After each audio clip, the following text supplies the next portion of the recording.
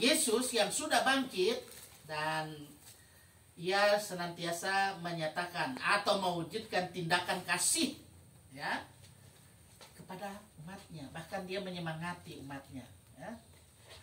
Kalau di ayat 18 dikatakan, aku tidak akan meninggalkan kamu sebagai yatim piatu, aku datang kembali kepadamu.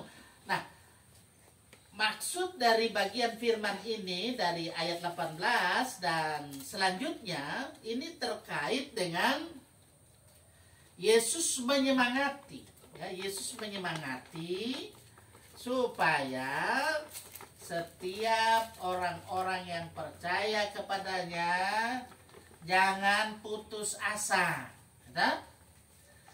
Kenapa? Karena ada banyak orang yang mengaku percaya kepada Yesus Kristus, tapi pada kenyataannya banyak yang putus asa ya dalam kehidupan ini.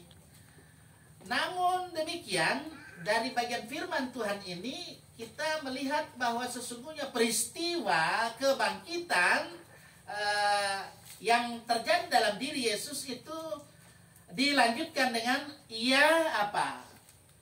Menjumpai. Nah, kalau bilang penampakan ini bukan uka-uka ya. Kan di biasanya penampakan. Yesus menjumpai, berjumpa dengan para murid ya. Ketika para murid dalam keadaan ya galau ya, mereka cemas, khawatir ya. Yesus menjumpai mereka, dan dalam perjumpaan itu Yesus menyatakan bahwa aku akan datang kepadamu. Nah, itu Yesus kan akan naik mana? Kenapa Yesus naik ke surga? Karena asalnya memang dari sana. Kan kita sudah merayakan kebangkitan, toh. Saya tidak kupas lagi tentang kebangkitan panjang lebar, tapi ini terkait ya.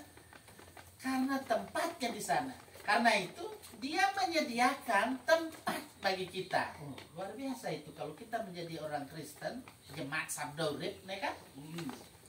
Yang tetap hidup ya, sebagai jemaat Sabda Urip, ya, kita tetap tekun, kuat, tabah, tawakal.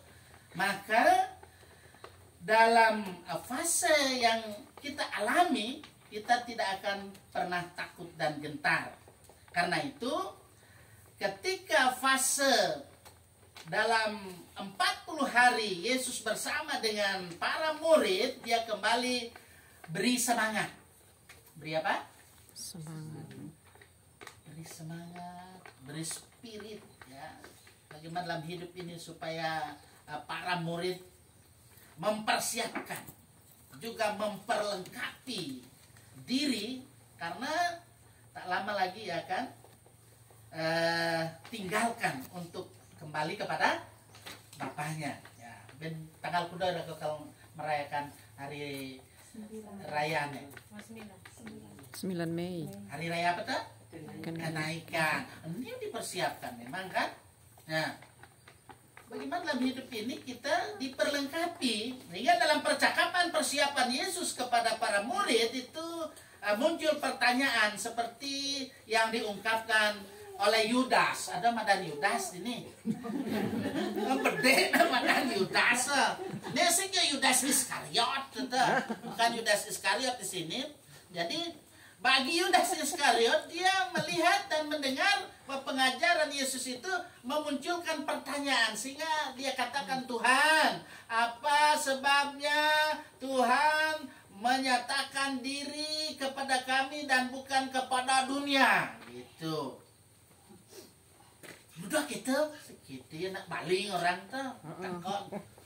Adik Kennedy, jangan kita, gitu. Kalau kita, gitu. Nah, jawaban Yesus ini berdasarkan pertanyaan. Dia menekankan tentang kasih itu sebagai syarat. Syarat apa? Menyatakan sikapnya. Dikatakan, jika seorang mengasihi aku, ia akan menuruti firmanku, dan Bapakku akan mengasihi dia, dan kamu akan datang kepadanya, dan dia bersama-sama dengan dia. Sabda urip dia nih. Dah. Tuh ada nih kan luwung yang sabda urip pasti ada luwung, jemaat harus luwung ya nah. Pasti. Nah, apa? Jempolannya dua. Oh. Jadi sabda urip. Nah, itu sabda yang hidup. Jika seorang mengasihi aku itu huruf apa? Huruf besar. Mengasihi Tuhan. Jadi jika seorang mengasihi Tuhan, ia akan menuruti firman. Ya, itu firman yang hidup itu, sabda urip itu dalam kehidupan ini. Sehingga dalam kaitan dengan ini ada komunikasi, kita komunikasi yang nyambung, bukan komunikasi yang tidak nyambung. Dalam kehidupan ini berdasarkan kasih yang berwujud pada sikap apa? Ketaatan pada kehendak Bapa, ya. Nah, para murid akan melanjutkan misi, ya, pemberitaan kabar baik evangelion ini di tengah-tengah dunia ini yang pada dasarnya masih belum mengerti, ya, banyak orang belum mengerti, apalagi mereka yang pasti ketika ditinggalkan oleh Yesus ke surga, ketika dia naik ke surga, ya itulah. Dalam kehidupan ini diperlengkapi dengan Roh Kudus. Apa itu Roh Kudus? Yang bahasa balena? Roh Suci. Ada gending di kidung jemaat maksudnya? Nuh ingat kata? Man saya ingat buka kan tuhnya. Kata? Man yang gendingnya nih dawanya, kata? Jadi Roh Kudus atau bahasa aslinya Parakletos. Itu bentuk kehadiran Yesus yang diutus Bapa dalam nama Yesus itu. Nah, karena itu melalui Roh Kudus para murid diberi jaminan apa? Berkesinambungan dalam kehidupan ini, dalam penyertaan Allah dalam menjalankan misi. Nah, misi apa tuh misi? Itu sih misi bahasa Bali tuh. Ya, pelayanan itu misi. Ini coklat misi lihat jemaat ini mulai dah misi bong kanan men Bagus coklatnya. Momal harganya mati gede ya harga. Jadi seperti itu. Gede jati. Kaitan dengan ini Gati. menjadi bentuk penguatan yang memberikan semangat ya supaya tetap dalam pengharapan penyertaan dari apa? Sang Guru, Yesus Sang Guru ya. Yesus Kristus. Bahwa damai sejahtera Allah, nah, tadi sudah dibaca, damai sejahtera Allah dia tinggalkan, dia wariskan, diberikan kepada para murid Yesus, termasuk siapa? Kita semua. Halo? Orang semua. Irakone. Betul. Kita ini ya diberikan itu.